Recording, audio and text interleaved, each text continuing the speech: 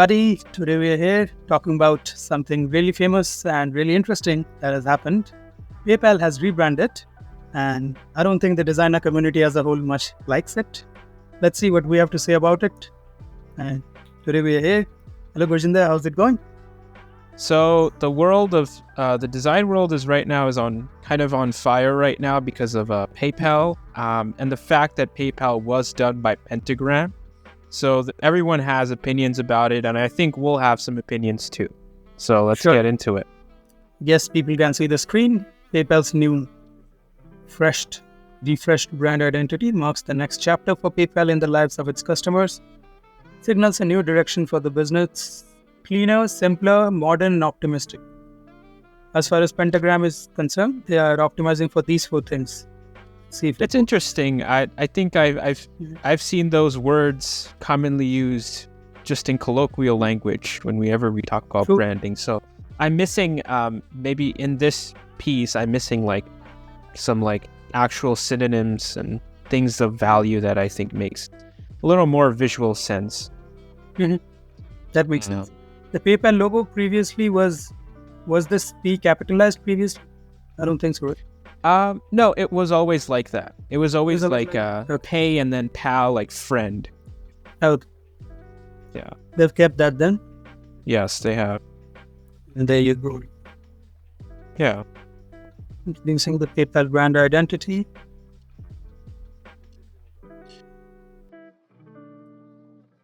Just a super simple word mark. Nothing much to say, to be honest. I remember the italicized version of PayPal. Now it's straightened. Right now it's a regular font. And they're kind of using the A as, I don't know, they were covering it with wheels, with basketballs, as if it's sort of a dynamic piece of the logo. Yeah. I don't think they'll be able to use it Yeah.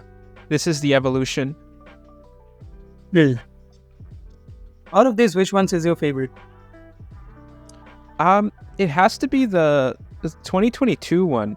I just think it was the right amount of vibrance. The 2014 one is also very iconic because of that P, that overlapping P, as we've kind of come to understand as the icon by itself can really stand anywhere and be recognized. So between those two, I like the more vibrant blue, and I think it was the right move for the digital age. Now we've gone completely black and white.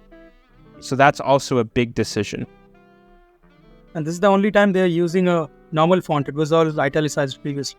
Correct. Even this one is, even the 1999 is italicized. It's a logo mark, but it's still slanted. That's right. It's a very odd thing to give up that idea of having an italicized font is a piece of your brand equity, and you're losing that. You're choosing to go away with it. So that's also a big decision. Very bold move.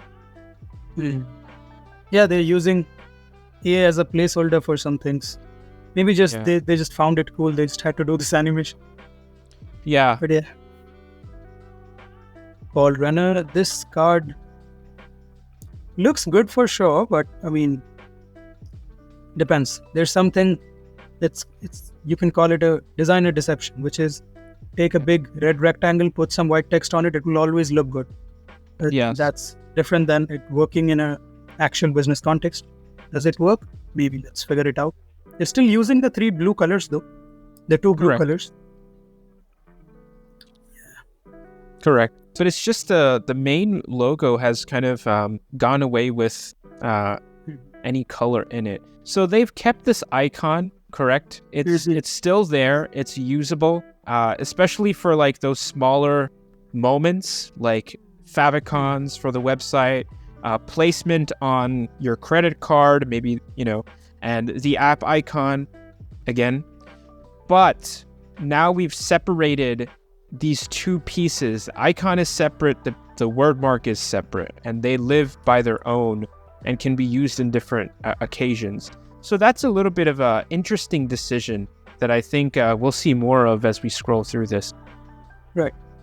Here, even if we see this, contrast-wise, of course, I mean, it's pentagram, so they won't mess up those things, but they've given up the rounded edges. It's now straight-edged.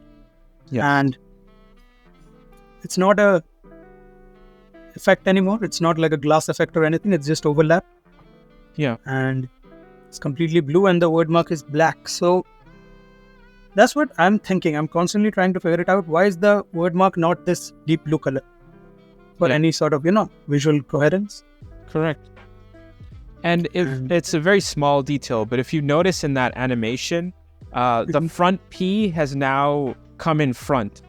In the previous one, it was sort of overlapping where the P in the behind was sort of the one on top. Now they've kind of switched places right there. You notice that. Yeah, they've given up that, that depth concept. Yes. System encompasses a new bespoke brand typeface. I don't know if bespoke is the word, but streamlined color palette and emotion language based on everyday payment behaviors like tapping, flipping, and swipe. That makes sense, animation-wise, yes. Yeah. Isn't this one of the favorite mock-ups for any designer? It is. The billboard across New York. Huge billboard that encompasses everything. In front of sort of a construction fence. That too, yes, of course. Yeah.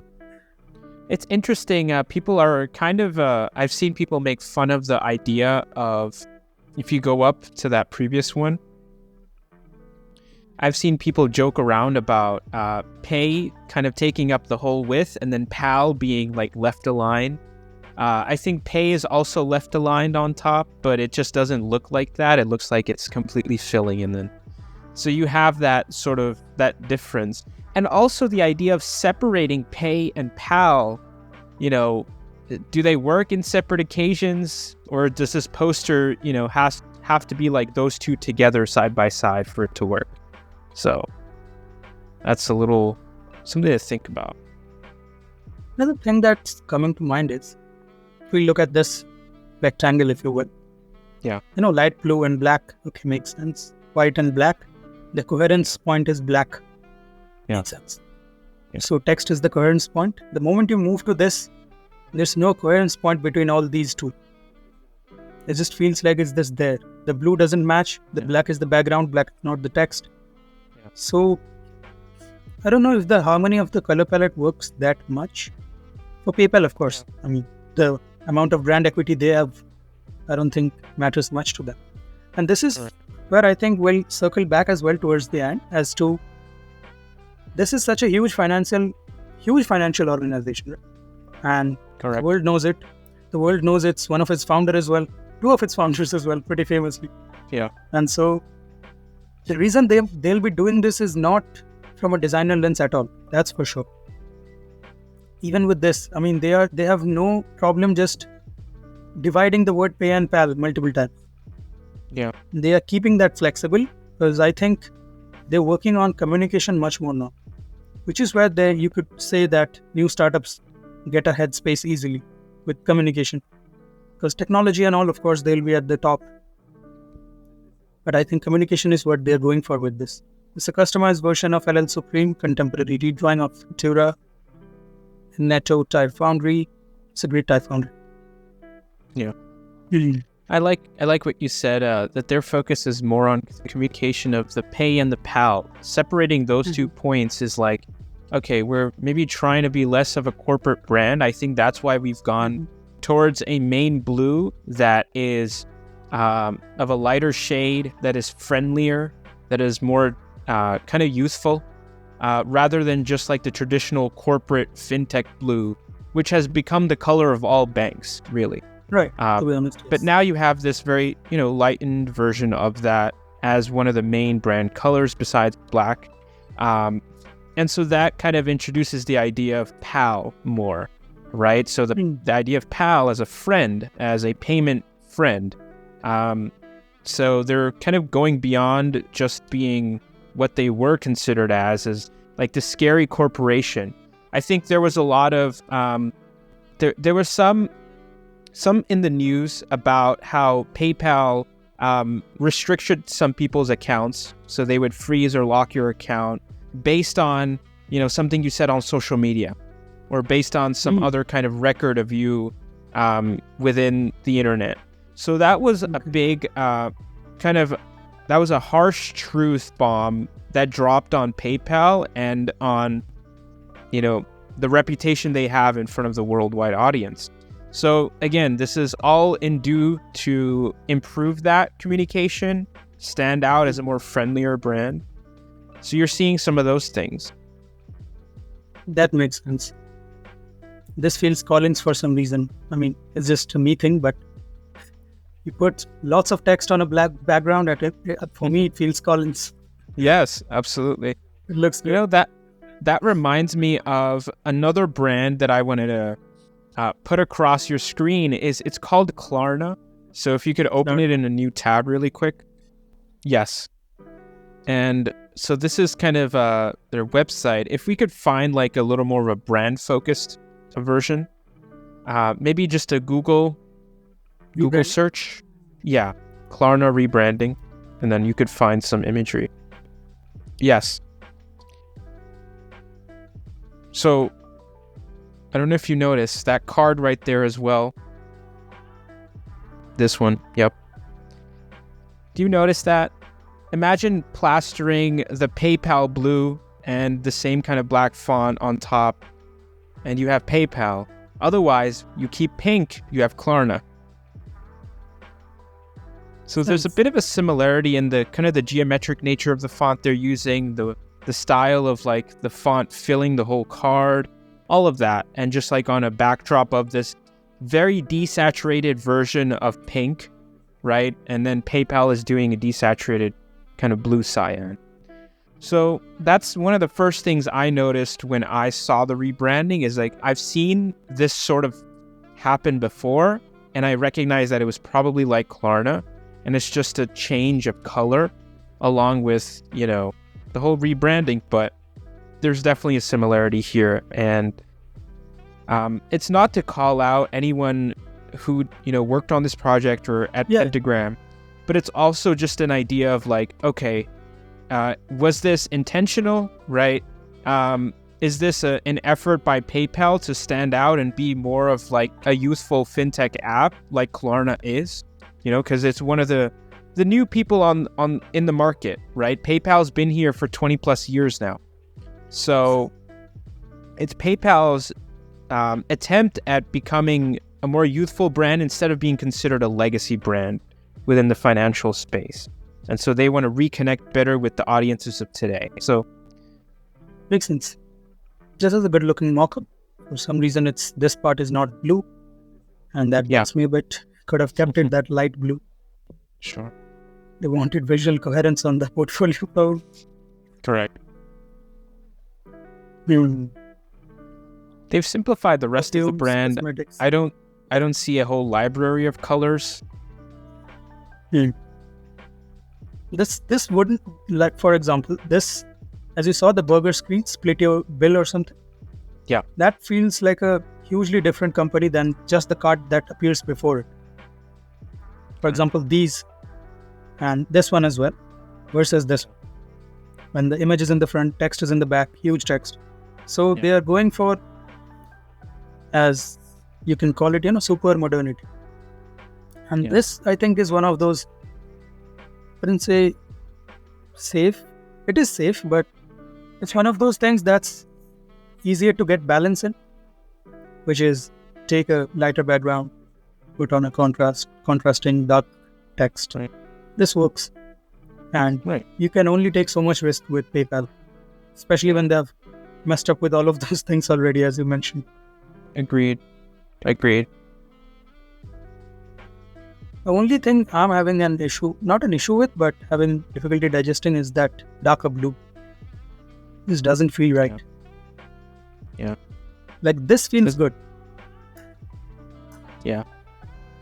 Overall, it's harder to digest for me because I kind of call back to that sort of italicized nature of PayPal always. So seeing kind of that more rigid aspect, it reminds me of a lot of like other brands that I've already seen. And so like, I think I agree with you, the blue and sort of this new direction it feels a little bit safer, and I think it works for PayPal. But is it as far as we could have jumped I don't think so. I think we could have, introduced maybe some more evolutionary ideas, right? That paid attention to where we started from and kind of kept it going in a more natural curve. But I think we kind of skipped a couple steps and landed in a spot that feels a little too similar to already what's going on in the industry. And maybe it's an attempt, a more focused and kind of considerate attempt to stand out and be more like the other fintech apps and be less of a legacy type of corporate brand. So all in all, I think it works for PayPal. It's a good rebranding, right? So by no means is this not good work. This is done by Pentagram, and it is inconsistent with the quality that they always deliver. But it's just, for me, is like, I think we've skipped a few steps, and I see some gaps in the puddle, and we didn't kind of capture the equity as much as we could have.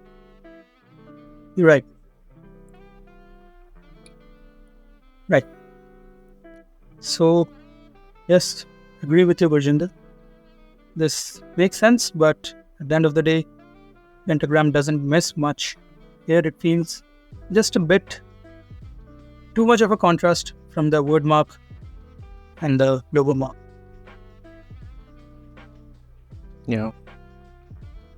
Specifically, even if you look at this graphic itself, this looks good.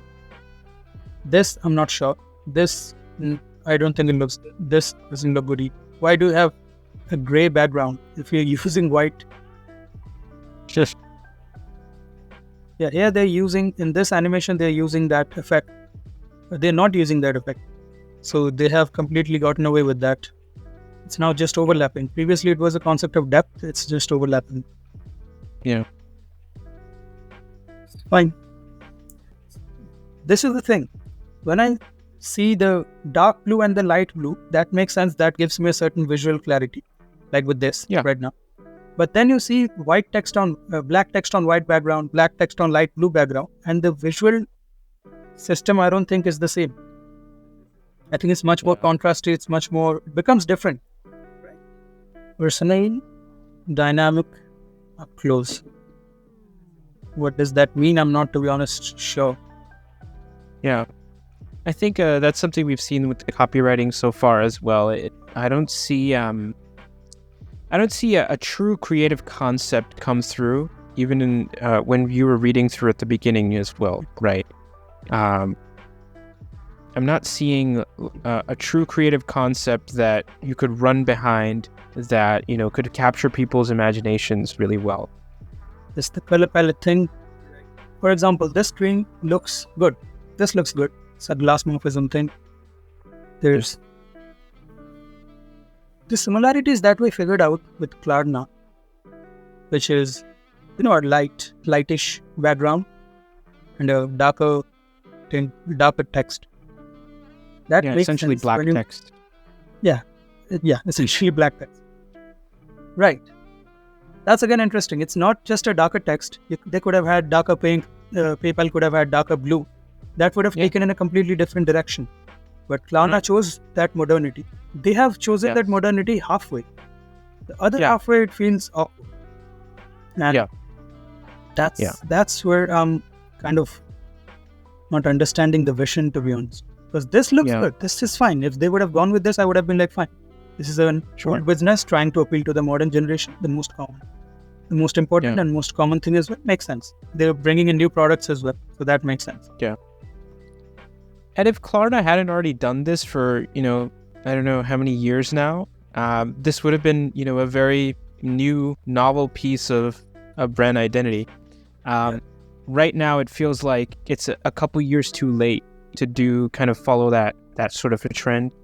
Because that visual style has been very much in tune with Klarna, and then other brands have probably emulated that in some way. But emulating that now, today, is a little bit redundant for me.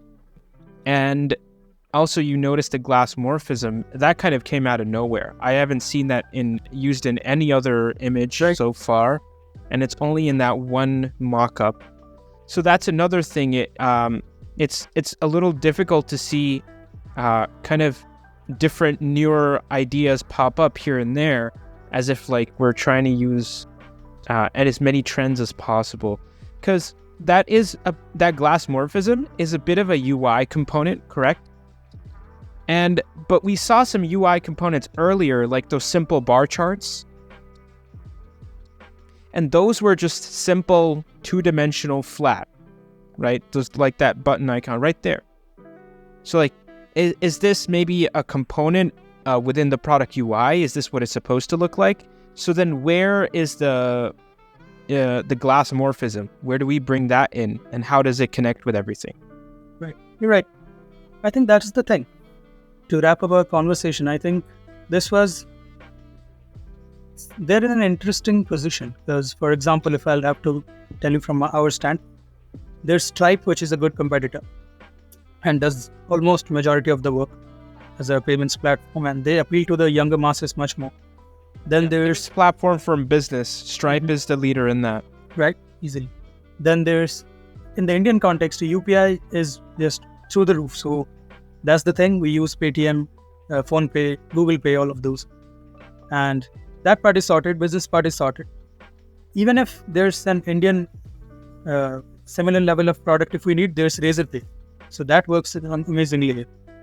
So the positioning of PayPal in the international markets, I think, was kind of diluted. Because they have, I read it, some 5 billion cards, like active cards, active accounts. That's a huge number. That's more than many populations. And that's incredible. I think 430 million actively transacting accounts. So they have that credibility, they have that base, but they just wanted to fix the brand communication part of things, which is this exercise. Because visually, it's a huge brand, so they can, take some hits, if you will, and take some punches. Wouldn't matter much. And that's what I feel like they have gone for as well, which is something new to give to the customers. Doesn't matter much what new or how different, how positioned. Something new, customers are like, okay, something new. At the same time, it's a digital product and we haven't seen a lot of screens. It's interesting because that's where I think their brand equity will be reshaped. So as soon as this design gets rolled out, we'll see more and more of how they're implementing it in the website front, in the app front. That's where I think the actual implementation will be visible to us. Correct. So all in all, good thoughts, positive. Not the best, but positive. Yeah, we try to be as positive as possible. Still see what is, the good things we can learn from these types of projects. And that's even true. In some of those gaps, you still learn some really valuable lessons that you could implement in your own projects and when you work with clients of maybe this caliber or earlier. So thank you. Amazing. Thank you for watching. Great work, Pentagram. Keep going, PayPal. See you in the next one.